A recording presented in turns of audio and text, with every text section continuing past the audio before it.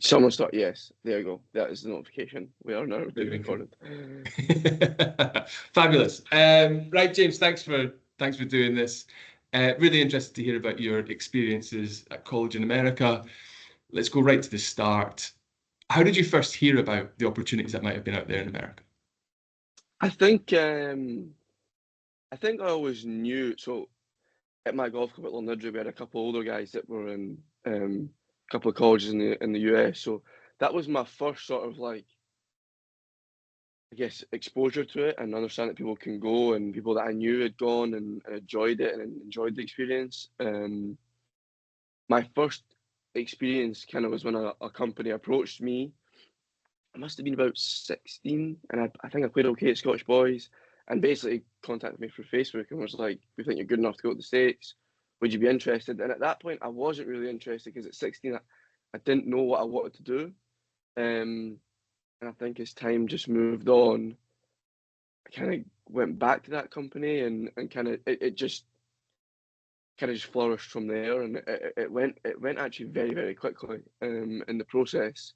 Um, but yeah, my first I knew guys who had gone there was my first kind of exposure to it, and then playing well in some tournaments in Scotland kind of opened the door to some companies kind of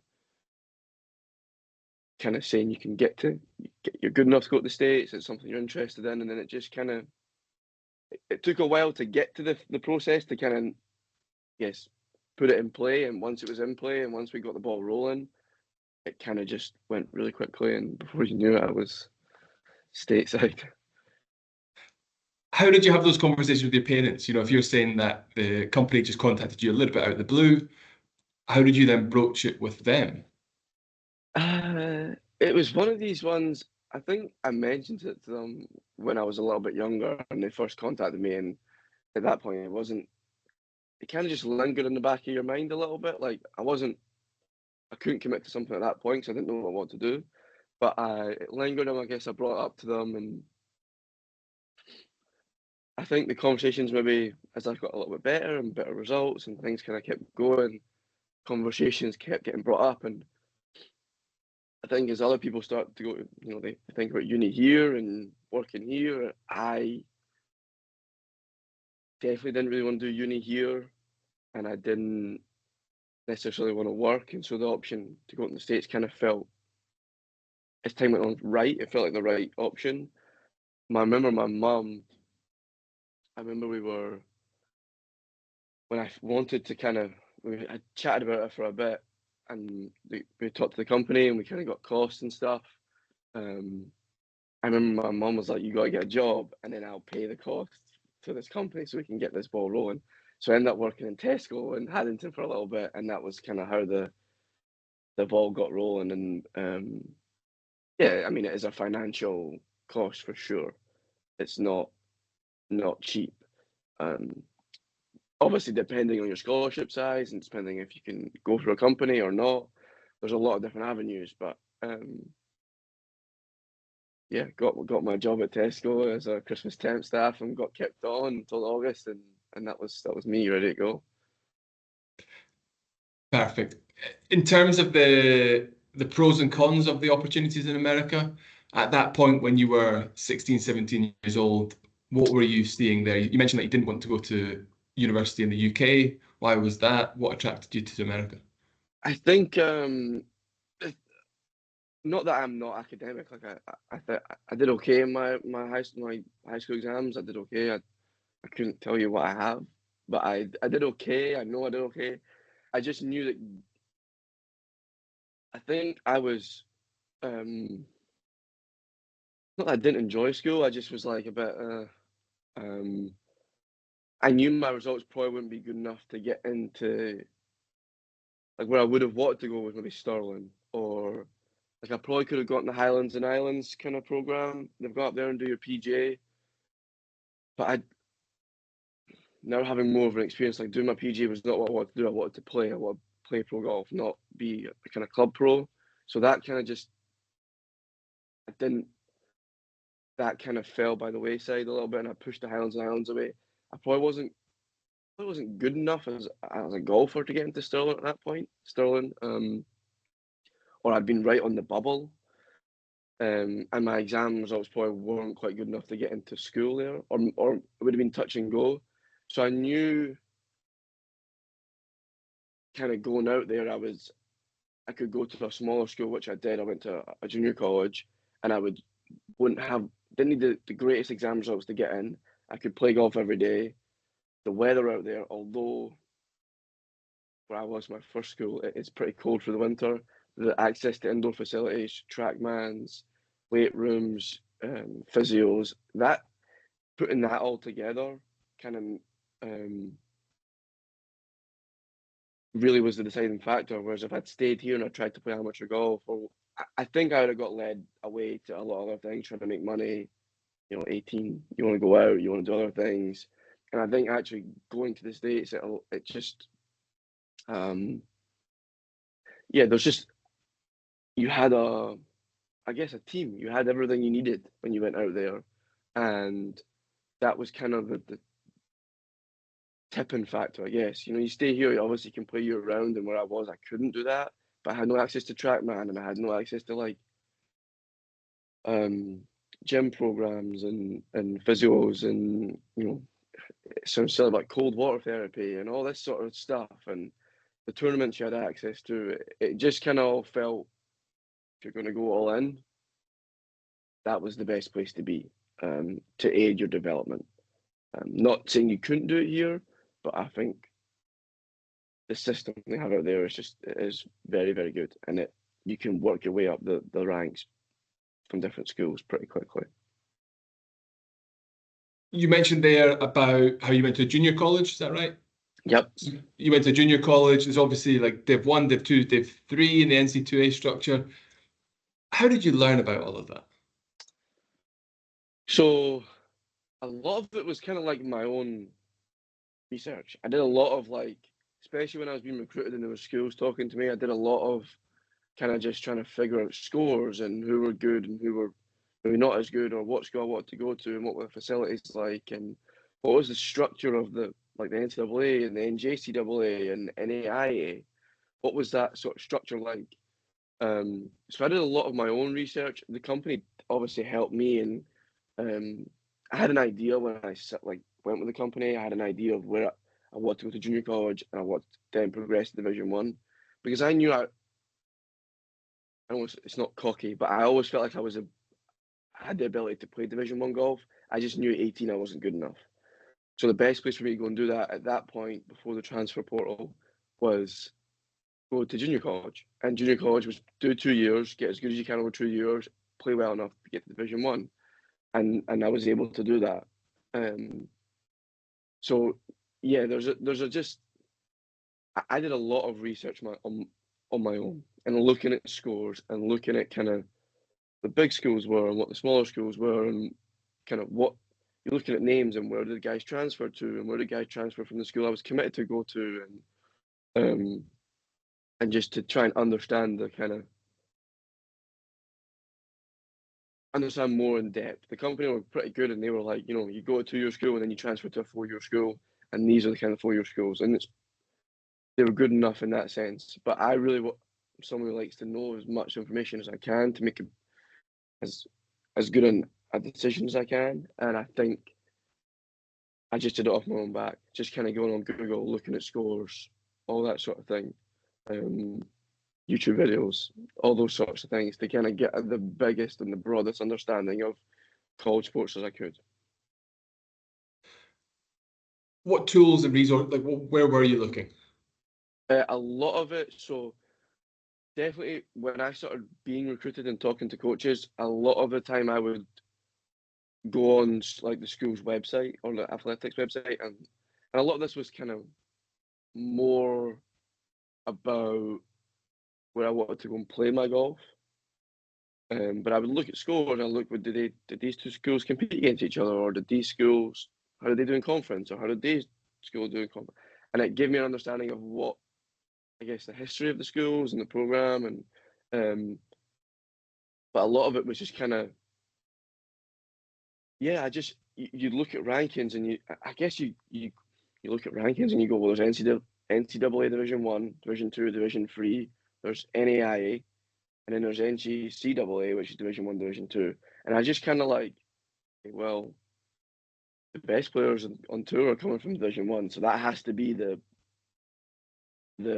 upper echelon, the top guys.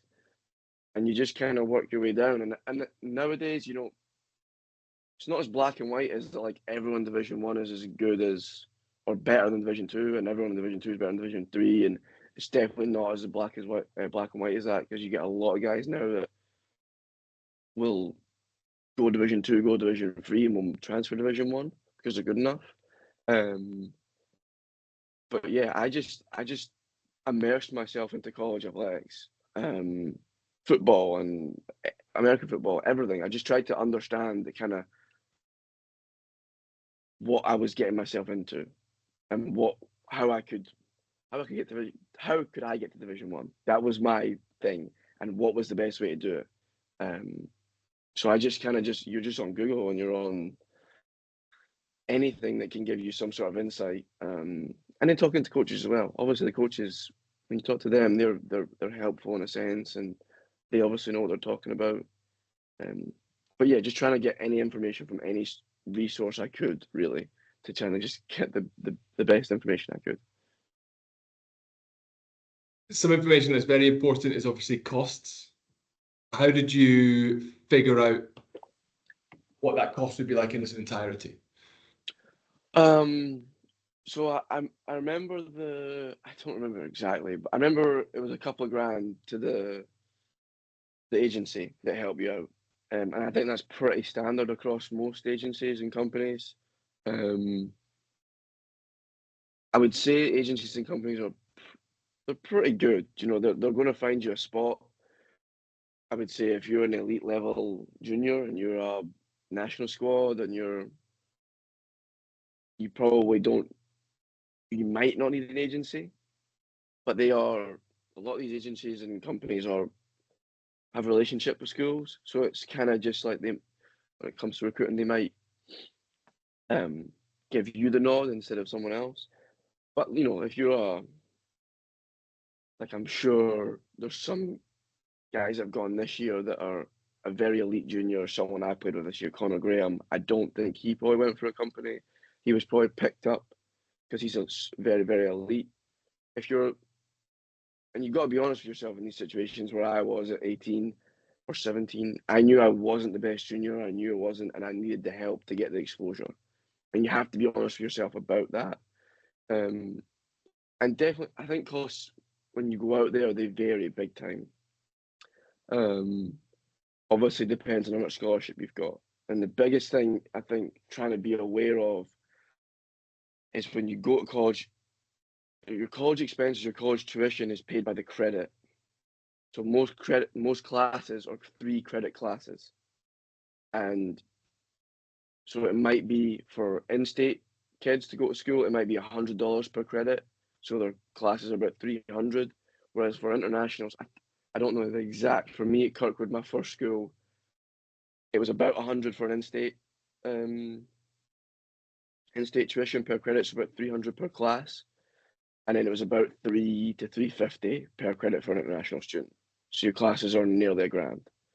So you've obviously you get a bit more scholarship, I'm sure, but that's like the sort of things you've got to understand, that like if you've got a kid you're with and he's from 2 hours away in the same state, his tuition, his scholarship will be less, but will cover everything or more or the same percentage. You know, if your tuition might be 10 grand for the year, but his might be 3.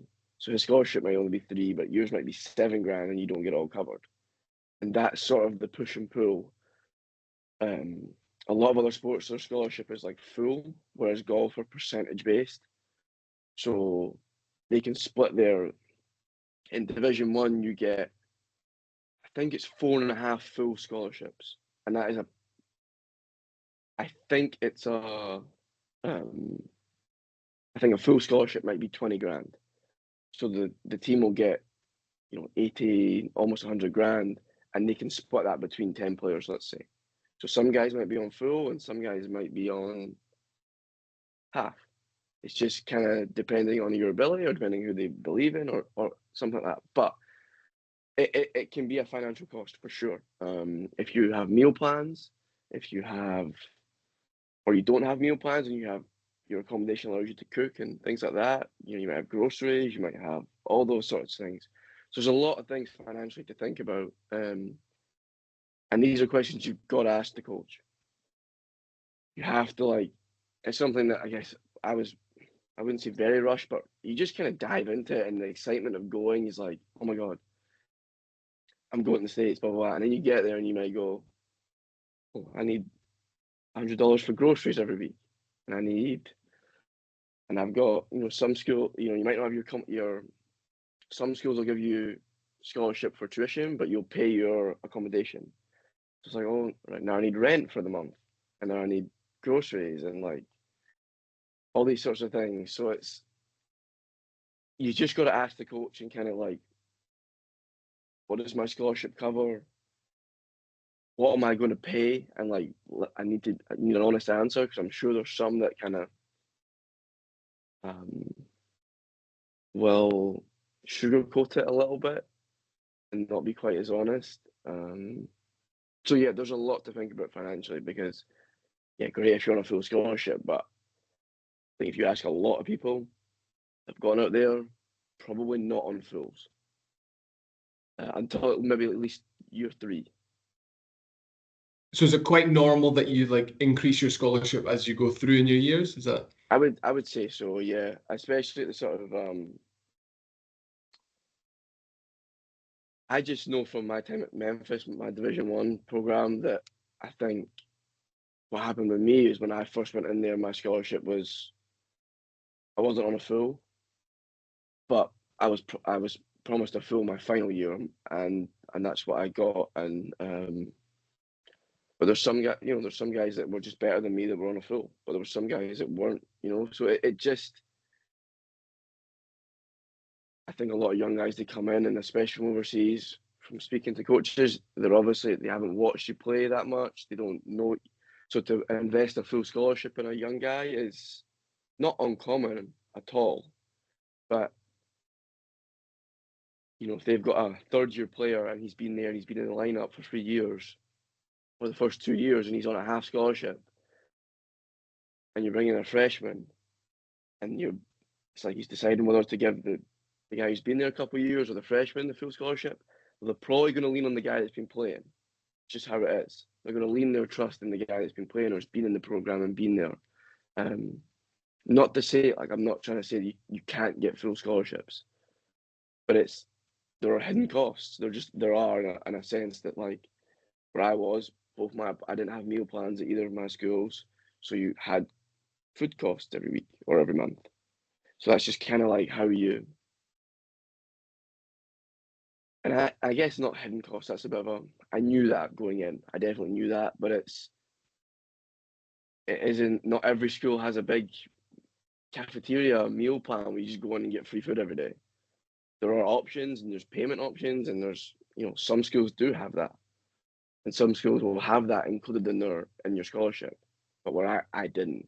So there's an extra cost. So there's just you've got to ask every question under the sun to give yourself because you don't want to go out there and you're like, oh, I'll pay my scholarship, or I'm paying this, but it's actually, I've actually got this, and this to pay as well. So especially guys who are going to drive as well out there, going to get a car, which not many guys did at my first school, but definitely at Memphis, a bunch of international guys got cars. There's another cost. It can be pretty quickly, it can rack up, especially if you're paying tuition and you're paying this, paying that. You mentioned about hidden costs. Were there any hidden costs you hadn't considered before going? Or surprises? I would say, I wouldn't say, I don't know if hidden's the right word, but it maybe just surprises you, especially when you leave home, how much things are going to cost.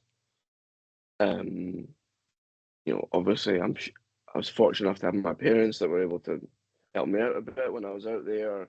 My first year I was able to work on campus, which was like a little job in athletics, and we just filmed the basketball games and we got paid a little bit, which was cool. So I was able to make a little bit of money that way. Yeah, like I say, I think hidden cost was the wrong word, but I think before you know it, if you want to go a meal with the team at the weekend, there's some money. You've got food off for the week, there's more money. The guys might ask you for some petrol money, which is fair enough. I tried to help the guys out with petrol money as much as I could because they'll be driving to places. The other one is like, this is kind of a little bit out of the blue, but when I was out there, I had a root canal treatment, so I had to go to a dentist, and healthcare's different out there. And this is probably my own fault with like insurance and stuff, and that's another topic. But I probably could have claimed some money back off it, but I think it was like $400, $200 for your initial kind of look at like dentist appointment, and then someone to do the procedure. So that's a little bit of like there's not a hidden cost, but these are things that can happen. Like, yeah, we would just probably weren't super organized going out there with insurance and things like that. That like kind of just slipped you by and you just pay it. You can get. I probably going off on a tangent. I probably could have got some money back of that from my travel insurance and health insurance. I just never did. But yeah, like it adds up pretty quickly, and there's different rules for different divisions and things in terms of how much money they can give you and what they can pay for, and all these sorts of things. Finance, you've spoken a lot about that. What support is available in terms of student loans, in terms of bursaries? You mentioned scholarships. What else is available, if anything? That is one topic that I would probably be not as clued in on. A lot of it, obviously, out there. I mean, definitely here, there's SAS and things. Out there, I'm sure you could take student loans but I don't know how that works. I would say, yeah, it's. I know someone who's gone out there who's not an athlete anymore, and he's taking a student loan, but I think he has a sponsor to get stuff. So I think that's one where that might be tricky as you're not a US resident. Like, you can open bank accounts there and you become I did that in multiple banks, but it's I think taking loans and you're not having any income might be tricky out there anyway. Perfect. But good. Yeah, if you didn't have to, then that's fine. Yeah, I didn't do it, and I don't know anyone that did take went out there and took a student loan in America. But I mean, if you're on a decent as an international, I think a lot of schools are they're aware of the cost, and they're not going to recruit international guys if they don't have money to at least give them. They're not there's a thing called a walk-on, and a walk-on is when someone comes in and they're on the team but no scholarship. I don't think, especially for companies, they're obviously trying to achieve you a scholarship. And if you're getting approached by schools without a company, you're probably going to be on a pretty good scholarship. So I would, if a lot of schools recruiting international guys, they're not going to recruit you without any scholarship money to give you. I'm not saying it's going to be full, but if they can give you half, I don't know if it would be necessarily to take out a loan out there for maybe what you'd have to pay. But it's, one of those ones out there I'm not super clued up on. But if you're going out there, you're probably achieving some sort of scholarship, which will obviously bring your costs down. Perfect. Did you go out and scout out any universities before going? No, I didn't. So like I said earlier, my recruitment process was pretty quick. I think I probably signed with a company about this time of the year in 2017. So October. and yeah, like and then really quickly like was committed in February.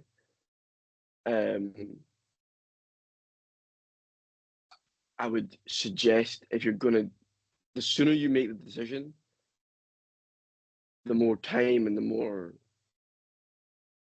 um, options you're probably going to have. But yeah, very quickly, like I signed, I went with a company, and then you kind of talk to the coaches within a couple of weeks, and then you're like, right, these are my options, like commit. Because National Signing Day, I'm sure everyone's pretty aware is about this time of the year. I think it's November-ish. So you go, a lot of guys, the process is obviously verbal commit, and then you send you the NLI, the National Letter of Intent, and you sign your National Letter of Intent, and that means you like properly committed to the school, and you do that in about November time, the year before you go. Whereas like I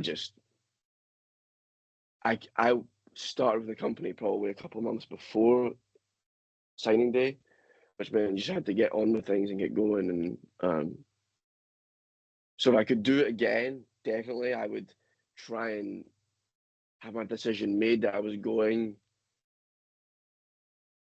I mean, without a doubt, more than a year in advance. Like you want to be a couple of years in advance. I would say if you make the decision 2 years out at 16, and then that's hard, you don't really know what you're doing. But that gives you a year to kind of play and shoot scores and talk to some coaches, understand where your level might be. Yeah, it's the more time you can give yourself, I think the more educated you obviously you will be. But not to say it can't be done. You make a decision at 17 like I did and had a great time. How did you prepare? What were the kind of the month or two leading up to moving date? How did you prepare for that move? Um, Not well. Not I don't know. I don't think I ever did anything specific to prepare. A lot of it is I just remember for me the feeling was like I'm not gonna cry at the airport. I'm not gonna cry at the airport. I'm not gonna cry at the airport. And then I just knew like got to the airport and you bawl your eyes out. And you just because it's like I'm like 18 and you're like it's such unknown. And I think for some guys, if you can go visit and you're doing things like that, then that's great.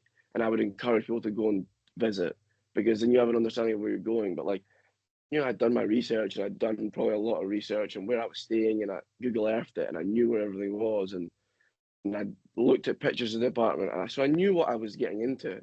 But like the leaving was like, whoa. Um,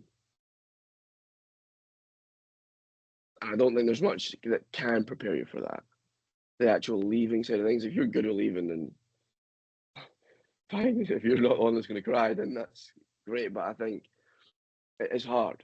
And like when you first get there, and like I got there, and I was the first one to arrive in my apartment, and like, there was no one there, and I'm like, this isn't what I signed up for. I had envisioned there'd be the guys who just sitting there, and I'd walk in and you'd say hello and meet everyone, and they're like, oh, I'm the first in town. Apartment's looking a little bit empty. Like there wasn't much going on, so it's um I didn't. There probably wasn't much I could do to prepare myself for that in terms of like life stuff, like maybe the cooking and the cleaning and the time management. A lot of that, I think, I just figured out. I just kind of figured it out. Um, I would encourage you to start cooking and doing your own laundry. It gives you a little bit of a head up or a head start if that's something. If you're going to have a meal plan, don't worry about cooking. But if you some like if you found out that your apartment is going to have you're going to be able to cook and make your own food and whatever, then I would encourage you to understand like start meal prepping because your time is short, especially when you get into season and you're qualifying. You've got practice and and you've got everything going on. Your days are long and you don't have time to come home after class to just cook for an hour or make a quick meal or um, it's. I think as soon as you get out there, you got to understand that time management has to be good as a golfer. When I first went out there, my classes were 8 to 12, and we'd have practice at 1:30 at the course, and the course was half an hour away, or 20, 25 minutes away. So get done at class, you walk back, it's closer to 12:30 by the time you get back, and you've got to leave by 1. So you've got half an hour in that time to like figure out lunch, and you might be going to qualify. So like there's a lot of like you've just got to, time management is the big one, because everything comes under time management. And then you're qualifying at 1:30, it's a 4.5 hour round. It's near 6, half 6 by the time you're home, and now you've got homework. Like they're long days, and it ain't cold out. It's 25, 30 degrees, so you're knackered. So like planning your days, and if you can do that at home, and you're not, you might have work or you might be doing something. If you can plan and build some time management in the months before you go, I think would give a lot of guys a really good head start before going out there. Because it is full on. Like at both schools, it's not. I experienced 2 different schools. Like you get there in August and it's like, let's go. And a lot of it, especially at the Division 1 schools, it's like, you're not going to just, you don't play well, or they're not going to cuddle you and go, it's okay. It's like, figure it out. You're like 18 now, you're going to be treated as a grown up. Like if you're failing classes or anything, like you got to figure that out. Go find help. So I think having your time management and being responsible and being independent is quite a. If you can start that before you go, then gives you a little bit of a leg up. And obviously, you obviously don't really know your schedule before you go out there, which is absolutely fair enough. But trying to get your schedule down very early and understanding like right, what time here, that's one way where I would consider, like, if I could do it again, I'd do a meal plan. Even if like it all depends again on what your school offers. But if you're having to cook every day, even if you could pay for one meal a day, meal plan, it just takes a little bit of pressure off. Maybe get breakfast, or you do dinner, or if you've got that half hour between class and going to qualifying or practice, that helps. But time management is a massive one, and they'll reiterate that to you when you go out there. You're not. We're a sport where like you have to go other places to do your sport. You're not playing golf on campus really for most people. Whereas like basketball, they're on campus all the time. So they don't have to. There's no travel. There's no nothing. Like you've got to be. Because you start getting behind early, it's really, really hard to catch up, especially in qualifying and trying to make the team. It's really, really hard. That was music to my ears. That whole time management piece was brilliant. I'm really conscious of time. We'll kind of do this until 5:02, and then I'll leave you because you've given me an hour, which is perfect. Settling into college life in the USA, how was that? I found it pretty easy. What I will say is that it's different. Like it's different out there. The way that they like, it's little things from like humor to like personal beliefs to like politics to it is different. Like, and you probably butt heads on things. You probably agree on things. It is different. You have to understand you're going into a different culture. They might speak the same language and they speak the same, but you have to like.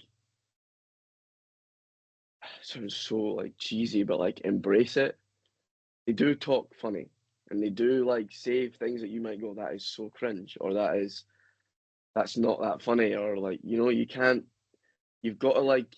It takes a little bit of time to sort of mold yourself into the way they do things, the way they talk, and the way they. It's a different social life. It just definitely is. Um, I found it pretty easy. I feel like I'm someone that kind of can get on. I get on with people. I never really have an issue with people, and you kind of just pretty relaxed about things. Um, but you can't like. I think you're gonna find that some guys are really selfish. Like it's how people are. You know, that it's never their fault. You're gonna find that some guys don't clean the apartment. Might drive you up the wall. You might find that you're the one that doesn't clean the apartment, and someone's always on your case, right? So there's these little things that like settling in. You've not got mum and dad there to just clean your dishes and dishwasher anymore, or anything like. And someone, if they like, remember when I first went out, there was a lad that was a little bit older than us, and we were like 18, he was 21. And not that he was on his case, and I love him to death, and I haven't seen him in a long time. He's a great guy, but he went to bed a little bit earlier, and like things to be clean and or like spotless, should I say? And like we'd get on your case a little bit. And there was one guy, one of my good friends, that didn't like that, so they'd butt heads. And there's times where like the banter and the humor's a little bit different. But yeah, it's coming across like it's hard, but it's not. If you're just open to meeting new people and embracing new things and new, I guess, phrases, talking a little bit different, like trash bag and things like that. I say it when I'm here now, and I get absolutely ruined for it by my pals. But yeah, you're not just going to walk into like your high school class, and they're not going to talk the same, and they're not going to. It is a little bit different. But yeah, you're going out there. You've got to embrace it, and you've got to be willing to experience new things and new people and new views and new things, and that's what you have to be open to. It will also help if there's a lot of international guys in the team. That's another big thing. Like I had teammates from Thailand, Cyprus, Spain, South Africa. Like it's not just Americans you're probably going to meet. You'll meet guys from all over, and guys from all over the states. So yeah, it's a little different, but it's not the hardest thing in the world. But you have to also be open to meet people, because you can very quickly, if you shell up, very quickly get isolated. Because like there's like, I'm not going to sit here and say there's not parties and people go, right? If you isolate yourself from that, and that's fine if that's something you want to do and you want to be about that. No one's saying that, but you can very quickly like find yourself on weekends sitting in your room like, I don't know what to do with myself. You know, I've had times like that for sure. Yeah, moving 4,000 miles away, I would say you want to be open to meeting new people and new things and trying to make new friends. You know, it's the cliche thing, but meeting people outside your golf team, meeting people on other athletic teams, which will come easy, especially if you've got teammates and things. But yeah, it's a little different. I'm going to ask two more questions. Yep. What were the biggest challenges you had out there, and how did you overcome them? I think it goes back to that time management thing. When I first went out there, and I think a lot of it becomes with like time and experience, and that's why I'm saying like trying to do it earlier. Like you can do it for 6 months at home, like trying to get up at a regular time and cook your own meals or cook a meal a day, like those sort of things. And I'm going to practice this time. I'm going to go and practice. Like those sorts of things will help. I just wasn't like that, and I was working, and I just was a bit lazy before I went out there. So it took me 6 months to kind of really feel like or it took me the first season to really feel like I'd kind of mastered it.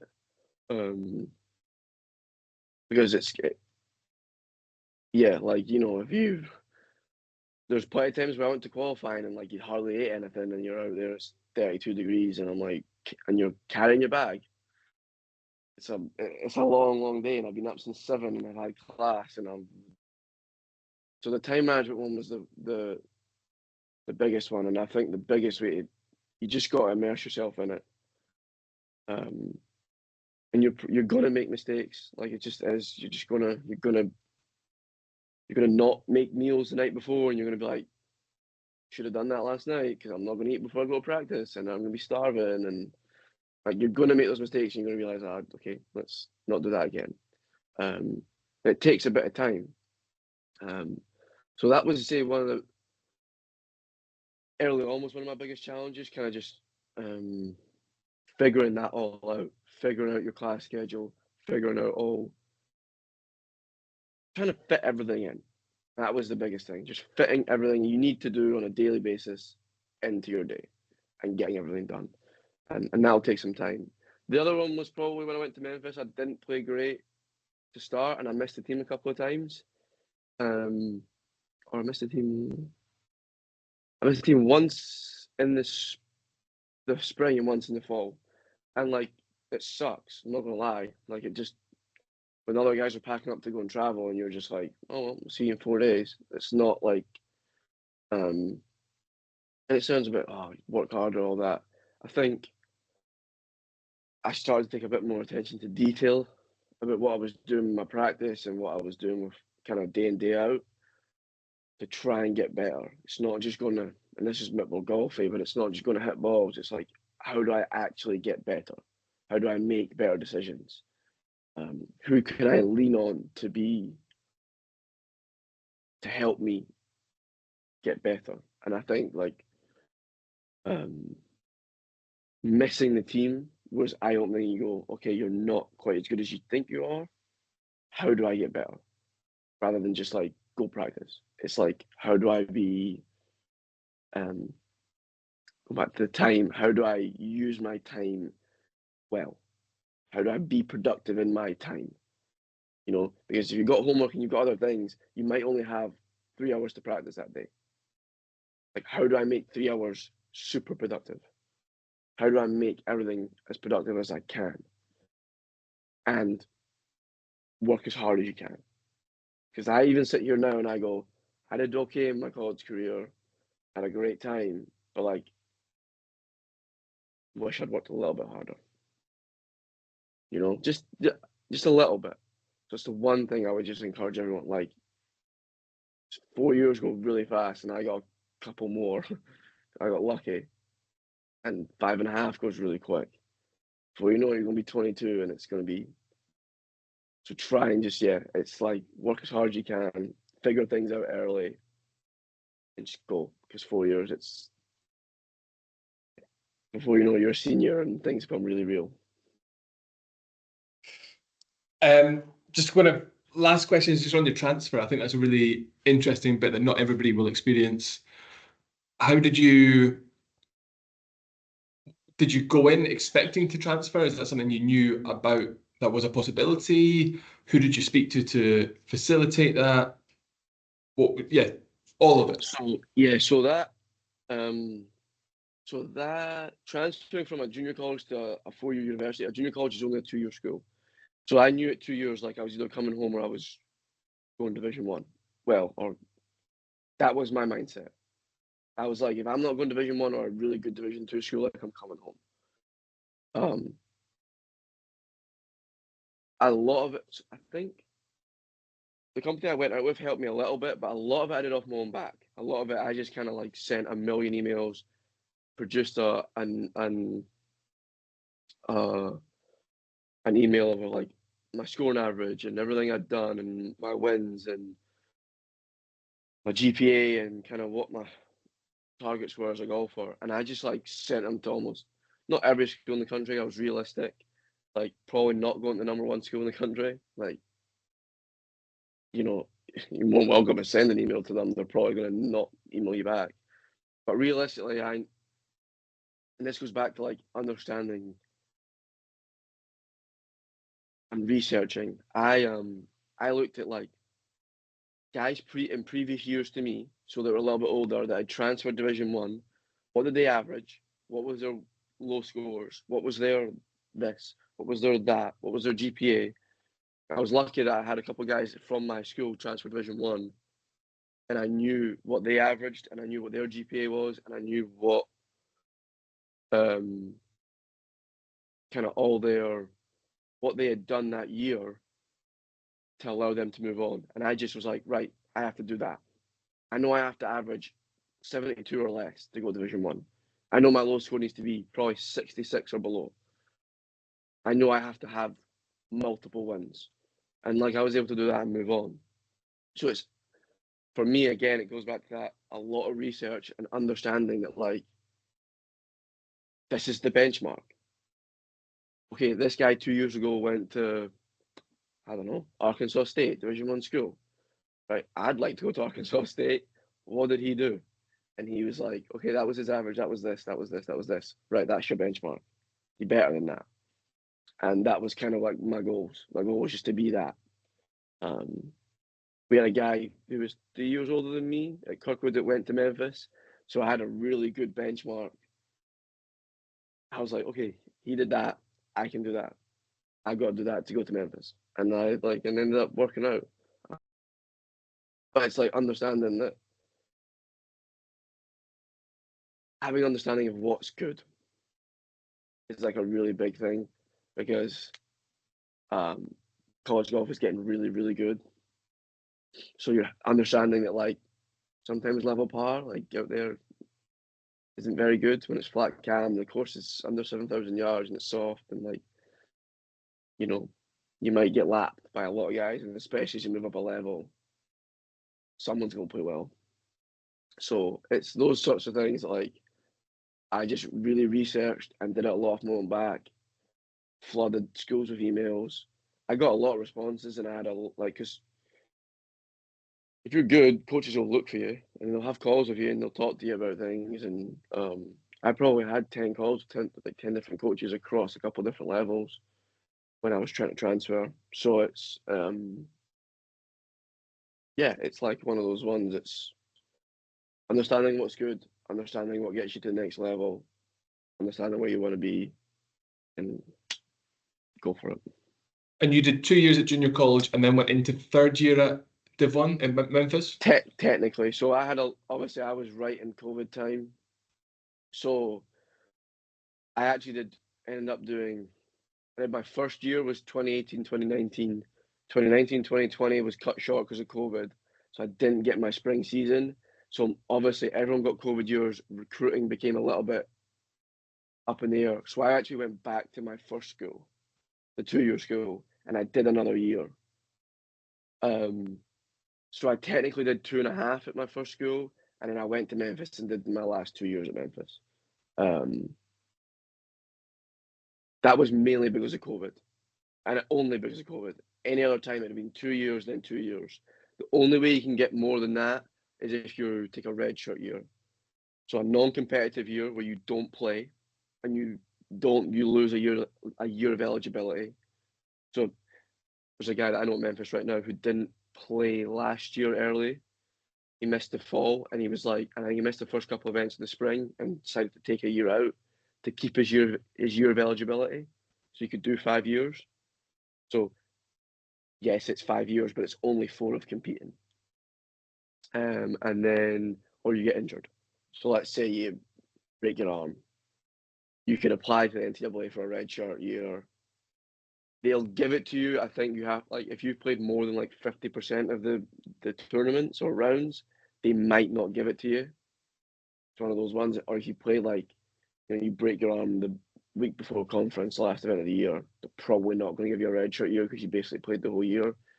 But like I said, if you snap your Achilles or something, I don't know, it could be anything that stops you from playing a season. It's like you can take that year off and get your year at the end.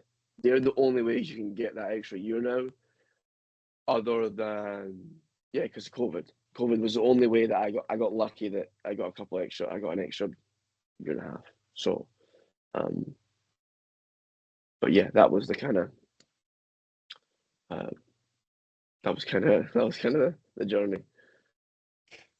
Perfect. I'm going to cut things there. I'm getting kicked out of this room. Awesome, man. I love speaking to you.